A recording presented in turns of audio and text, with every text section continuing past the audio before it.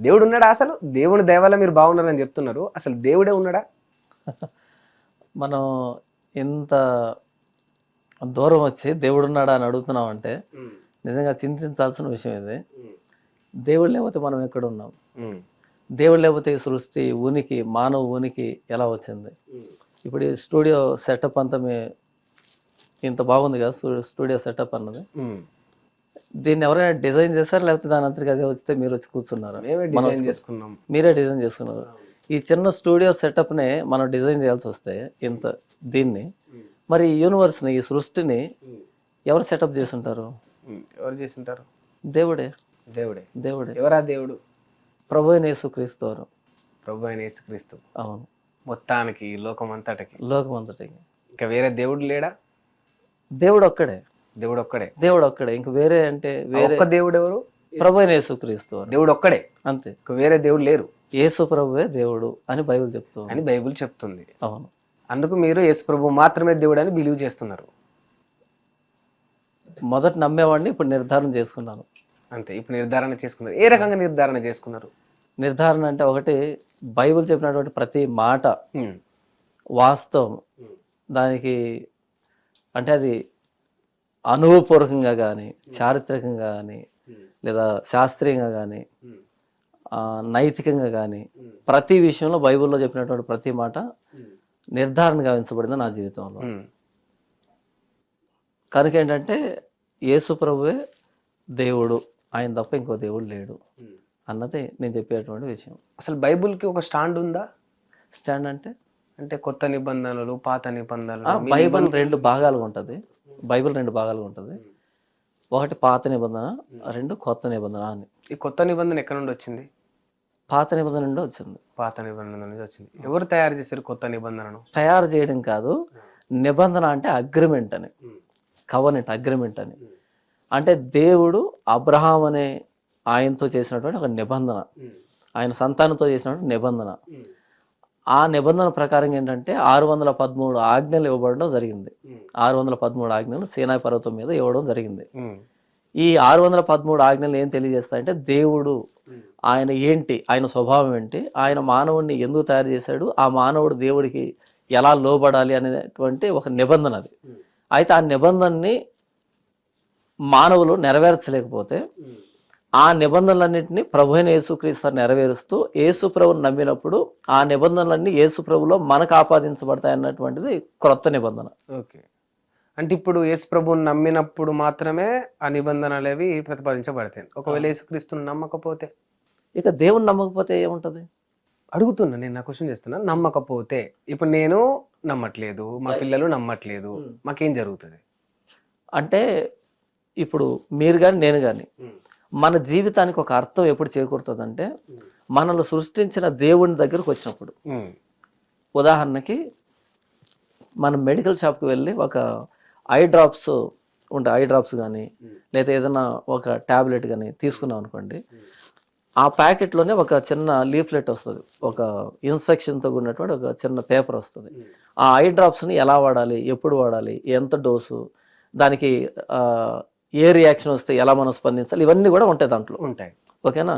దాన్ని ఎవరు తయారు చేస్తారు, ఎవరు రాసి పెట్టుంటారు అంటే ఎవరైతే దాన్ని, ఏ కంపెనీ అయితే దాన్ని తయారు చేసిందో వాళ్ళే దానికి సంబంధించినటువంటి ఆ పేపర్లో రాస్తారు కదా. అవును. ఆ పేపర్ను చదివినప్పుడే దాన్ని ఎలా వాడాలన్నది మనకు కరెక్ట్గా తెలుస్తుంది. ఆ పేపర్ లేనప్పుడు దాన్ని ఎలా వాడాలన్నది మనకు తెలియదు.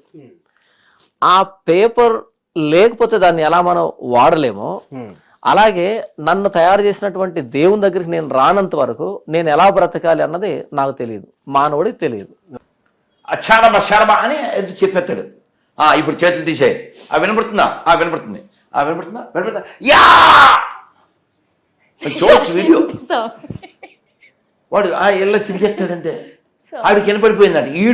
వీడియో కాల్ చేస్తే ఈడేదో ఆ తుప్పాసి ప్రార్థన చేస్తే ఆవిడికి 40 ఏళ్ళ నుంచి ఉన్న తుప్పంతా వదిలిపోయిందంట. మరి ఈఎన్టీ హాస్పిటల్ ఎందుకు? నేను అందుకే గత గవర్నమెంట్కి చెప్పాను, ఏపీలో 10,000 జీతం 5,000 జీతం ఇస్తున్నారు గొర్రెలకి, 50,000 ఇవ్వండి. ఎంత? 50,000 ఇవ్వండి. ఇంక అసలు ఎంబీబీఎస్ చదివితే కోర్స్ కారం పెట్టేళ్ళే. ఎందుకే ఎంబీబీఎస్ ఎందుకు? ఇంకా గడిదలు చేయడానికి కోట్లు పోసి ప్రతి హాస్పిటల్కు పాస్టర్ నెట్టేద్దాం, టాచ్ గడ్డ పగిలిపోతుంటది. ఎంత దారుణం అంటే ఒక అతనమ్మా ఇదిగో ఇంత పొడుగున్నాడు, ఏమైంది మీకు? మాది తూర్పుగోదావరి సార్, నేను 2 అంతస్తులు మేర నుంచి కింద పడిపోయాను సార్. పడిపోగానే పక్కటే ముగ్గులు ఫట్మని ఇరిగిపోయినాయి. ఎలా ఇరిగిపోయినాయి? ఫట్మని ఇరిగిపోయినాయి. అలా అనగానే అరేహా అని వస్తుంది అనమాట. వచ్చాక మరి ఇప్పుడు నీకేమనిపిస్తుంది? నాకు పరిగెత్తాలనిపిస్తుంది. పరిగెట్టు in the name of pieces అని ఆడిని పరిగెత్తిచ్చేస్తాడు.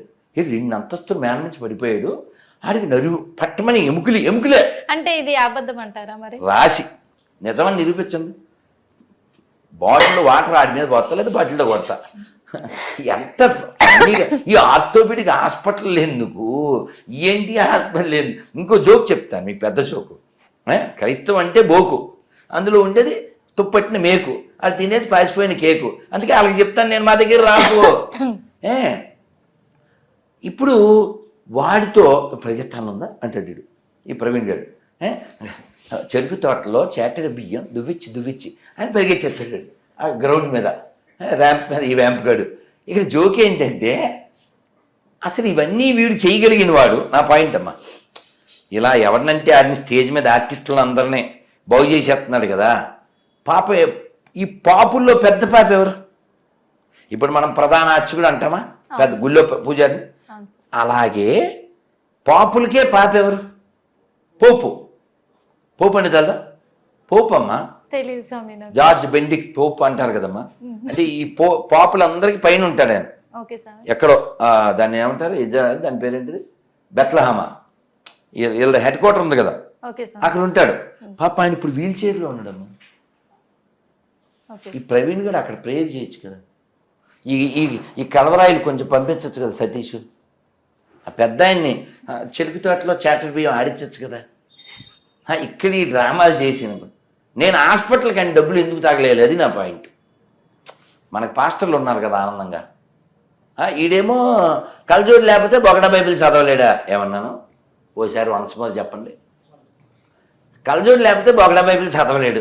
ఈడేమో కిడ్నీలు బాగు చేసేస్తాడు, మోకాళ్ళు బాగు చేసేస్తాడు.